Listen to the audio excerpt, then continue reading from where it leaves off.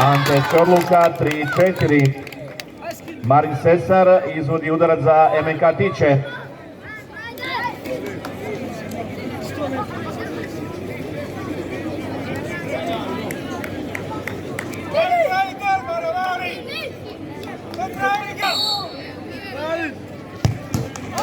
Marin Sesar 4-4.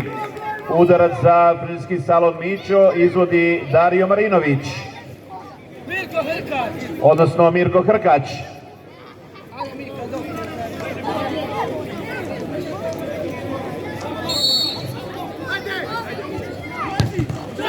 Mirko Hrkać ostaje 4-4. Udarac za MNK Tiče izvodi Tomo Grbešić.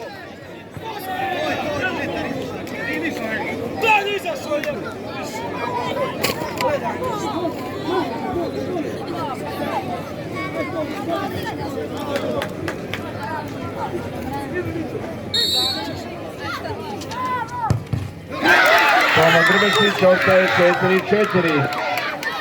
Udarac za Frižidski salon Mićo izvodi Dario Marinović.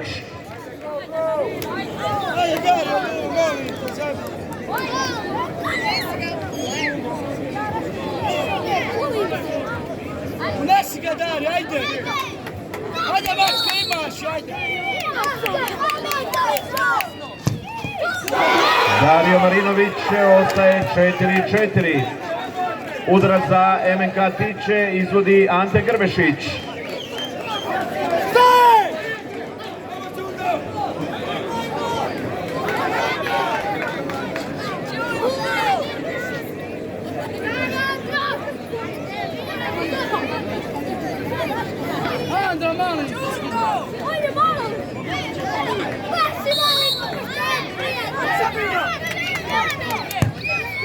Ante Grbešić 5-4. Kraj susreta MNK Tiči, Frižidski salon Mićo 5-4. Pobjednici ovogodišnjeg 43. Petrodanskog turnira ekipa MNK Tiči.